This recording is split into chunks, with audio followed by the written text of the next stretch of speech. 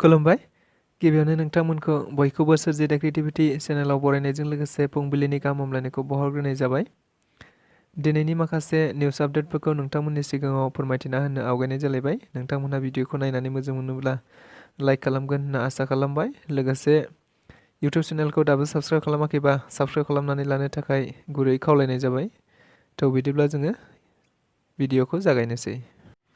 BPF राजखान्थि दोलोआ 75 जौखोन्दो बांसिन भट मोननानै क'क्राझार लकसभा MP बिसायख'थियाव देरहानो हागोन। बे बाथ्राखौ बुंदों खाम्फा बरगयारी बिथाङा।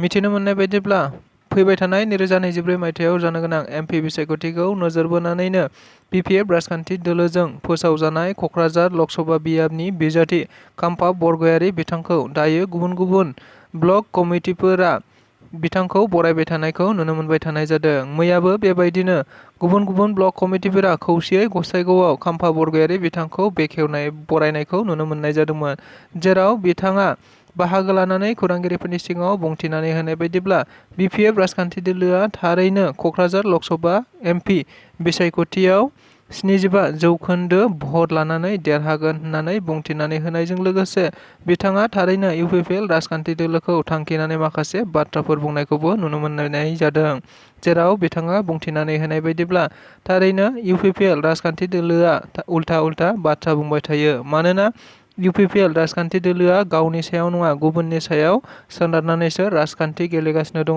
दायो गावसोरखौ मित्रजोट होननानै बुंबाय थादों, नाथाय GSPआ दायो हारसिङैनो गावलांखाबाय। अदेबानि हिराचरनिया बिथाङा दायो गावनो गेलेगोन होननानै बुंखाबाय। बेनिखायनो UPPL राजखान्थि दोलोआ दायो गुबुननि सायाव सोनारनानैनो राजखान्थि देरहानायनि सिमांखौ नुबाय थादों होननानैबो बुंथिनानै होबावदों। BTR ओनसोलाव दायो BJP, UPPL, AGP एलायन्स दोलोनि अनगायै गुबुन जेबो राजखान्थि दोलो गैलिया। रावबो राजखान्थि दोलोआनो BTR ओनसोलाव देरहानो हानायनि लामा गैया। दायो हाग्रामा महिलारी बिथाङाबो जोबस्रांलांनायनि लामायावसै। नंगौ, बेफोर गोख्रों बाथ्राफोरखौ बुंथिनानै होदों आथिखाल UPPL राजखान्थि दोलोनि आसामनि सासे मन्थ्रि उरखावग्रा ब्रह्म बिथाङा। मिथिनो मोननाय बायदिब्ला फैबाय थानाय 2024 मायथाइयाव जानो गोनां MP बिसायख'थिया गेजेराव आरो साननैसोल' सम दंसै, जायखौ नोजोर बोनानैनो गुबुन गुबुन राजखान्थि दोलोफोरा गावबा गावनि गोहो बोलोफोरखौ दिन्थिलायबाय थानायखौ नुनो मोनबाय थानाय बायदिनो मैयाबो UPPL राजखान्थि दोलो अदेबानि NDA एलायन्स दोलोआ मोनसे बाइक रेलि खालामनायखौ नुनो मोननाय जादों। मख'नो गोनांदि क'क्राझार MP लकसभा बियाबनि जयन्त बसुमतारी बिथांखौ सापर्ट खालामनानैनो बेबायदि बाइक रेलिखौ गुबुन गुबुन समाव गुबुन गुबुन लाबोबाय थानायखौ मिथिनो मोनबाय थानाय बायदिनो मैयाबो आरोबाव UPPL, BJP आरो AJP दोलोआ जुथाइ जयन्त बसुमतारीनि जानानै मोनसे बाइक रेलि खालामनायखौ नुनो मोननाय जादों, जेराव मैयानि बे बाइक रेलिखौ गुबैयै बेखेवनानै होफैदोंमोन मन्थ्रि उरखावग्रा ब्रह्म बिथाङा। बेयावनो बाहागो लानानै बिथाङा खौरांगिरिफोरनि सिगाङाव बुंथिनानै होनाय बायदिब्ला थारैनो दायो BTR ओनसोलाव NDA एलायन्स अदेबानि BJP, UPPL, AJP दोलोनि अनगायै जेबो राजखान्थि दोलोआनो बेयाव गैलिया।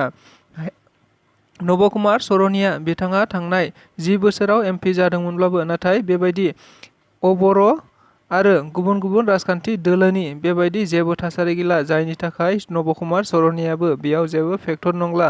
गुबुन मोनसेया हाग्रामा महिलारीया सेकेन्डआवनो थागोन, नाथाय बिथांमोनहाबो 1 लाखनिफ्राय 1,50,000 भटनि गेजेरावनो नैथि मासि जायगा आवग्रिनो हागोन होननानैबो बुंथिनानै होबावदों मन्थ्रि उरखावग्रा ब्रह्मआ।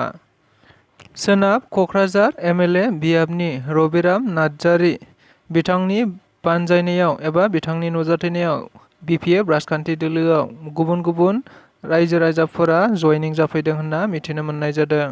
मख'नो गोनांदि बिथां रबिराम नार्जारी बिथाङा खौरांगिरिफोरनि सिगाङाव बुंथिनानै होनाय बायदिब्ला UPPL राजखान्थि दोलोआ थांनाय समाव जेरैबायदि रायजो राजाफोरनि गामि गामि गावसिनि बाथ्राफोरखौ बुंथिदोंमोन एबा डेभेलपमेन्टनि खामानि बुंथिनानै होदोंमोन, नाथाय बेबायदि मोनसेबो खामानिखौ UPPL राजखान्थि दोलोआ मावफुंनानै होआखै, जायनि थाखाय दायो बेबायदिनो गुबुन गुबुन समाव गुबुन गुबुन जायगाफोराव UPPL राजखान्थि दोलोजों मैखोमै नांथाबनानै खामानि मावबोनाय रायजो राजाफोरा सानफानि उनाव सानफा BPF राजखान्थि दोलोआव जयनिं जाफैगासिनो दं होननानैबो बिथाङा बुंथिनानै होबावदों। बेनि अनगायैबो BPF राजखान्थि दोलोआ दायो 1 नाम्बार पजिशनाव दङ। अदेबानि फैबाय थानाय 2024 मायथाइयाव जानो गोनां क'क्राझार लकसभा बियाबाव BPF राजखान्थि दोलोआनो मैखोमै 75% बांसिन भट लानानै देरहानो हागोन होननानै बिथाङा खौरांगिरिफोरनि सिगाङाव बुंथिनानै होनायखौ नुनो मोनबावदों। ABMSUनि बारग' दैदेनगिरिफोरजों लोगोसे गासै 100निबो बांसिन मुस्लिम एबा माइनरिटि हारिनि मानसि एबा सोद्रोमाफोरा UPPL राजखान्थि दोलोआव प्रमद बर'नि आथिखाल बिटिआर सरकारखौ खुंबाय थानायखौ नोजोर बोनानै UPPL राजखान्थि दोलोआव जयनिं जाफैदों होनना मिथिनो मोननाय जादों।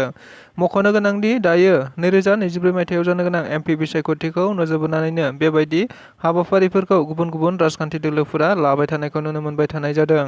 थिग बेबायदिनो मैयाबो क'क्राझार जिल्लानि सिङाव थानाय सालाखाथि ब्लक UPPLनि बानजायनायाव मोनसे जयनिं हाबाफारि जादोंमोन, जेराव बे जयनिं हाबाफारियाव गुबैयै ABMSUनि बारग' दैदेनगिरिफोरजों लोगोसे 100निबो बांसिन मुस्लिम एबा माइनरिटि हारिनि मानसिफोरा जयनिं जाफैनायखौ नुनो मोननाय जादों। लोगोसे बिथांमोनहा बे हाबाफारियाव बाहागो लाफैनानै खौरांगिरिफोरनि सिगाङाव बुंथिनानै होनाय बायदिब्ला थारैनो प्रमद बर' दैदेननाय सरकारा दायो माइनरिटि हारिफोरखौबो लानानै गुबुन गुबुन एबा हानि फाट्टा राननाय आरो गुबुन गुबुन समस्या एबा जेंनाफोरखौ सुस्रांनानै होगासिनो दङ। बेनि अनगायैबो मुस्लिम हारिफोरनि गुबुन गुबुन जेराव रैखाथि गैयै जायगाफोराव संसार जाबोनाय माइनरिटि हारिनि मानसिफोरा दायो गोजोनैनो संसार जानो हानायखौ मिथिनो मोननाय जादों। लोगोसे बेफोरबायदि बाथ्राफोरखौ UPPLआव जयनिं जाफैनाय माइनरिटि अदेबानि ABMSUनि बारग' दैदेनगिरिफ्रा खौरांगिरिफोरनि सिगाङाव बुंथिनानै होनायखौ नुनो मोननाय जादों। बेनि अनगायैबो बिथांमोनहा बुंथिनानै होबावनाय बायदिब्ला थारैनो देग्लाय क'क्राझार लकसभा MP बिसायख'थि बियाबनि UPPLनि बिजाथि जयन्त बसुमतारिया माइनरिटि हारिनि बयनिख्रुइबो बांसिन भट मोननो हागोन होननानैबो बिथांमोनहा खौरांगिरिफोरनि सिगांजों बुंथिनानै होनायखौबो नुनो मोनबावनायखौ मिथिनो मोननाय जादों।